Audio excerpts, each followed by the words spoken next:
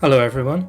Like most of you, I'm getting excited and also a bit impatient for the upcoming Elden Ring DLC, so I've been thinking back over how FromSoft have handled their previous DLCs for clues as to how they might do things this time around. It shows through clearly in games when space has been deliberately left for DLCs. The unopenable door in Dark Souls 2, for example, registers as a point of interest and keeps you wondering what it could be throughout the rest of the game. FromSoft pulled this off again with the Colosseums in Elden Ring. You couldn't miss them if you tried, and when the game was new at least, there was always the possibility that they'd come into play or even open at some point. They kept us interested right up until the end of the game, by which point it was clear they were being reserved as dueling arenas. It's a shame that expansion was seen as a letdown by quite a lot of people. By pushing it as an expansion, I think FromSoft invited unflattering comparisons to their other more substantial DLCs. The dueling arenas in Dark Souls 3, for example, were made available as just part of Ashes of Ariandel. The Elden Ring expansion seems so small by comparison, even though it's probably the most fun you can have in the game. The arenas were clearly intended as an extra right from the start, pending extra balancing, so now we can only speculate what content the DLC will have beyond what we already know from the picture.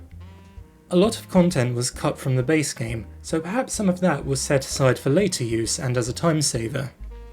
It might even be the case that events in the DLC will have an effect on the world in the base game. If their previous DLCs are anything to go by, we should get a whole new set of enemies together with their weapons and armor sets. And as I said in my last DLC video, if this is based on Miquella as we think, then he will probably feature as a boss or NPC like Renala and give us his great rune.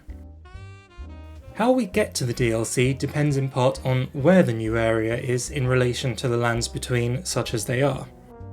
A painted world can, by definition, be accessed anywhere you can find a painting or even a scrap of one.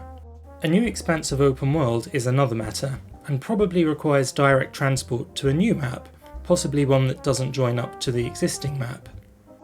Elden Ring already has a few established means of moving around the map, like stone gateways, transporter chests, and coffins. Paintings and mirrors have long been shown in FromSoft as containing other worlds, but paintings already have a specific use in Elden Ring, and in any case, I don't think they'd want to repeat themselves as much as that. In any case, adding another of those would be no different from adding a small but novel access point like the wormhole to Ulasil, in that you couldn't possibly comb through the whole map looking for it. It would either need to be so big you couldn't possibly miss it, like the crater that forms after Radahn, or it would need to be indicated on the map like with the Volcano Manor quest. Perhaps a new NPC will show up in the Round Table Hold talking about it and mark it on the map for us. There's been a lot of speculation about the way that certain clouds line up in the middle of the map, but I don't think we can attach any significance to that. I think it's just another decoration and probably won't come to anything. It could also be that a new statue just shows up in the Round Table Hold without explanation like it did for the Arena expansion. If it did, we could maybe expect it to work in the same way. Perhaps you first need to have reached a certain point in the open world, like opening the arena doors, and then thereafter the statue is just a convenient time saver. Accessibility is another factor, and Mohg's boss room, even though it might make sense from a story perspective, might be too late game as an access point. But that said, what's accessible or what's late game isn't quite so clear cut as we might think. We already saw that Ariandel can be reached much earlier in Dark Souls 3 than the Ring City, but it's a hard area, especially for newer players, and Sister Frieda is, in terms of difficulty, very much a late game boss, even though we can physically get there early. The same is true of the Ring City. Access via the base game is right at the very end, even though it's a much shorter game than Elden Ring, or via the first DLC after a very tough boss fight.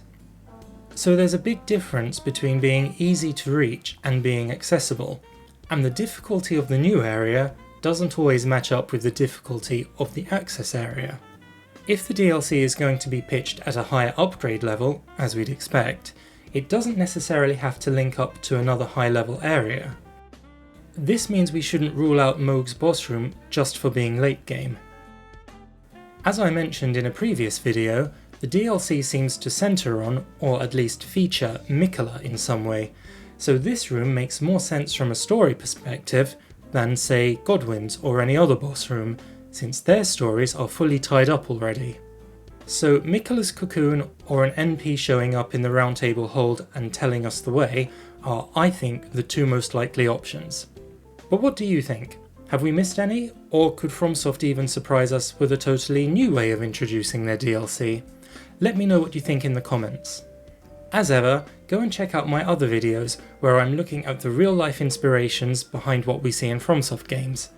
Right now we're looking at Norse and Japanese mythology in Elden Ring. If that sounds interesting, please like and subscribe, and as ever, thank you for watching.